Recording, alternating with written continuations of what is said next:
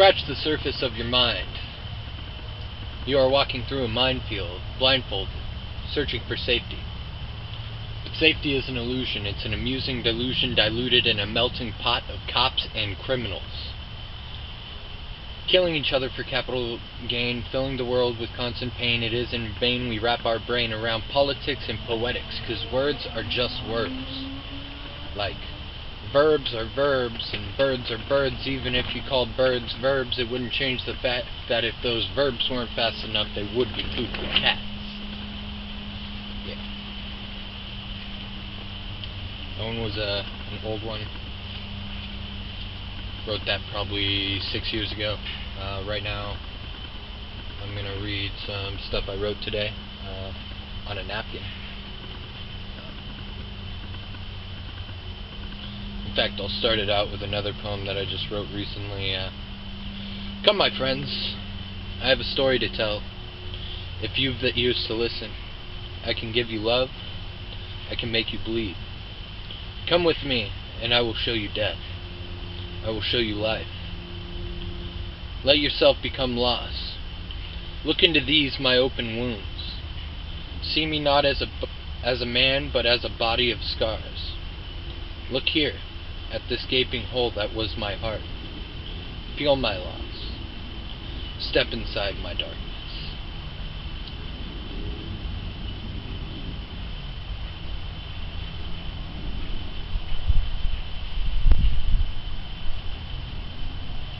Look here, admire this, a broken heart. This shambles stack of scars was once a man, now he is a sickly hollow thing. So removed from his past self that to call him of the living would be ignorance at best. 3 years later and the bomb would drop. This bomb tore my apartment apart. This bomb destroyed my entire lifestyle. This bomb forced me to seek something new.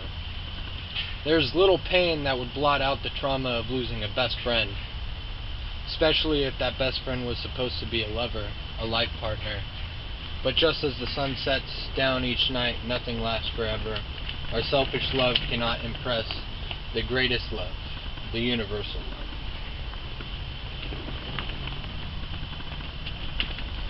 Blotted out, blocked out, blacked out memories. The thought of you is hemlock to me. You are a bitter taste. Those dark secrets you kept, I feel compelled to keep, locked in this black box I call my chest. Oh, how fortunate a man I was to leave you and find somebody new. The next 3 years helped me to drain you from my brain, all the lies and all the shame. I hope I still haunt you in your dreams, because in my soul you ruined a part of me. I forgive the vileness of your action. My only wish is that your baby made it out alive. But I guess I can't change things that happened before I arrived.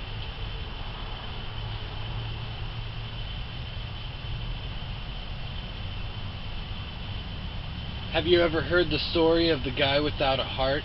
He handed it to women so they could rip it apart. It was never their fault, and it hardly ever is. If we had to place the blame, I'd suggest that it was his. What did he expect handing his gifts out to others? He must have misconstrued it as exchange with another. If only he had seen what to give really means. It's not about a trade or a return on things. It's merely understanding that we should share what we got, because everything we add simply thickens the pot.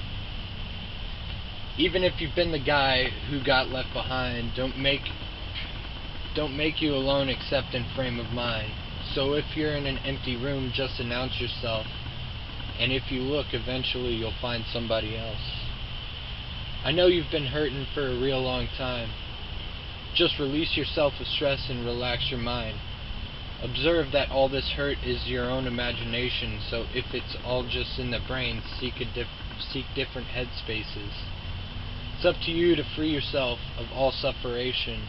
Our everyday struggles are the trials that we're facing.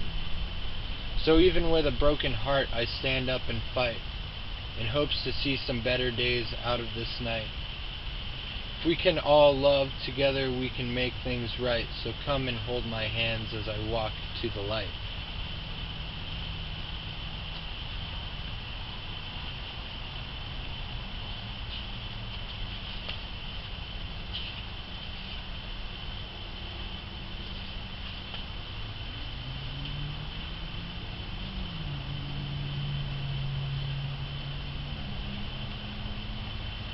Oh God, it hurts inside.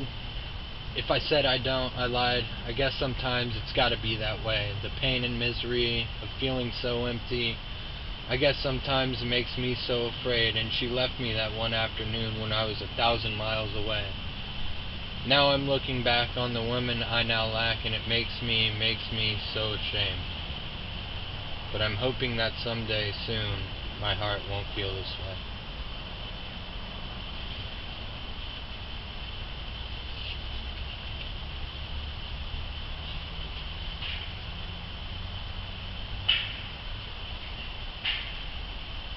There is a man who joys at the feel of dirt in his hands, who lives by the moods and the fruits of the land. There is a man who doesn't play by the rules, just creates his own plan, leaves 2 for the bush, taking 1 for the pan. There are men who work hard every day to take home petty pay, who don't know just what to say, but want a better way. There are men who want a life at home, to watch their children grow, to not feel so alone like community is supposed to go. There is a woman, she don't take her husband's crap. If he hits her, she fights back. But she's so afraid to leave because it's frowned on culturally. There is a woman, so she left him finally, but her kids ask for daddy. Now they're on the street all alone, no place to call their own. There are women taken advantage of every day. They're abused and beat and raped, and it bothers me all the time because nobody ever mentioned why. There are women who gave birth to everybody. We should respect them, treat them kind, show them that we are loving.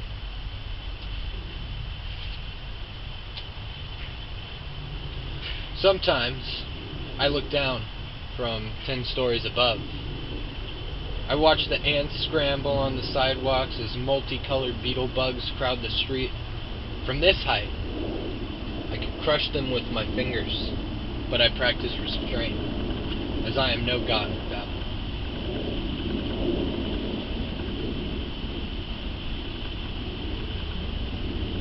There are men in this world that give shoes a soul. With leathered hands, they space our feet from dirt. Some people smith guns, some build bombs, but the war machine would not be without the men who soothe the soul.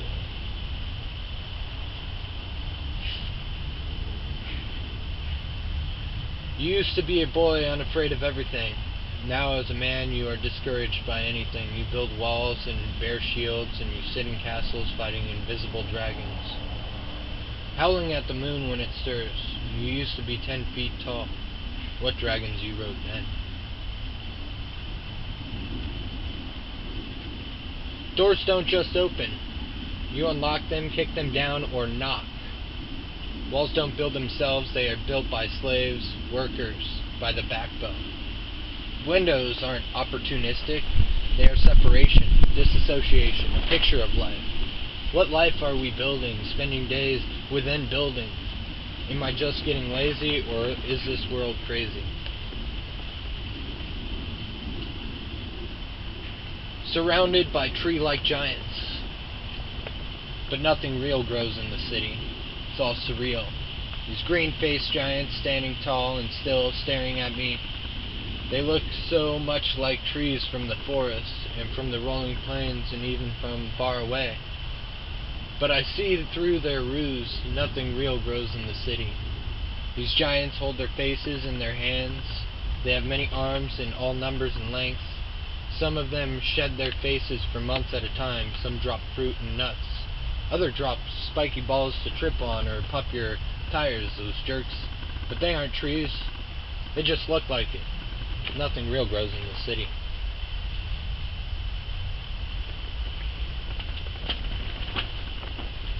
Finding God in your eyes, lost in light.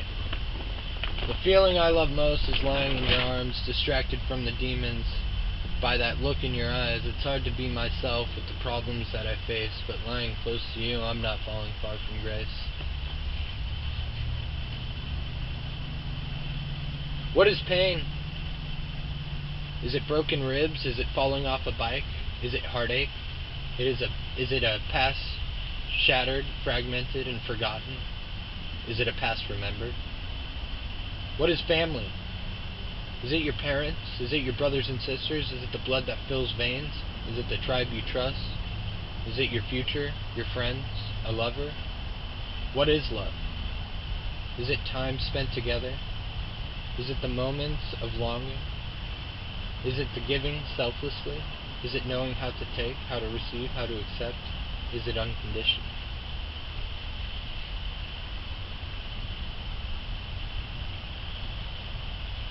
Put it out one last time, let it go. Free your mind, you have fought this way too long. It collapses you, capsizes you. Your will lies broken, a shattering disappointment. You must do it for yourself, for your health. Break these holds, shackled to packs of death for sale. Liberation is freeing yourself. Oh, open road, take me into your furnace. Let me feel you, oh freedom, to be without all that binds me in possession. Freedom to keep on going without distraction, without death. Oh black smoke, don't steal my will anymore.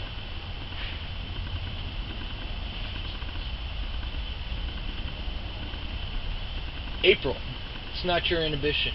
It's merely the state of this competition. It's not your fault we can all get approved. The question is, what can we afford to do?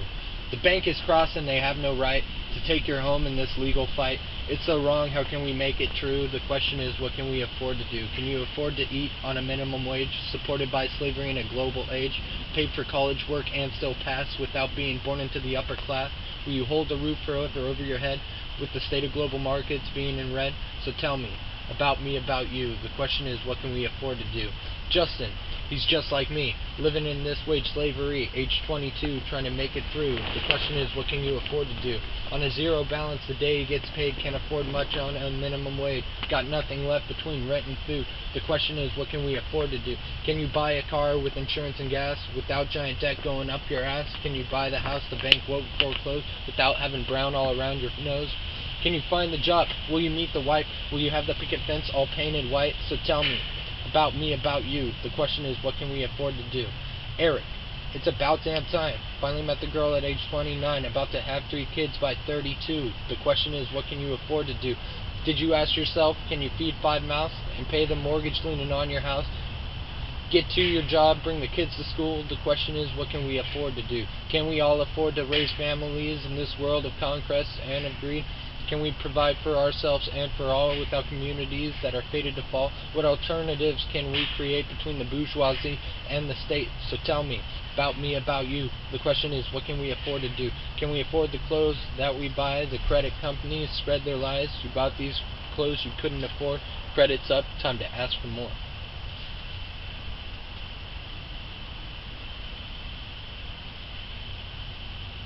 Waking from night with the sunlight in your eyes, waiting all day for your spaceship to arrive, hoping that hopping that freight train in the sky will rid you of this worldly pain that makes you run and hide.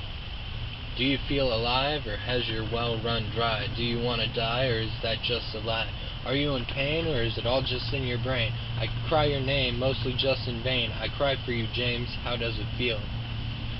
To kill the ones you love, they killed you with their kindness, you killed them with your drugs. Now you're looking for a friend, but there's no one left to hug. The things we resist the most are likely the most important. Sitting in clouds, breathing thin air, breathing deprived, stripped bare. Up here, the stars are my streetlights, the void is my road, on a quest to meet again with tomorrow.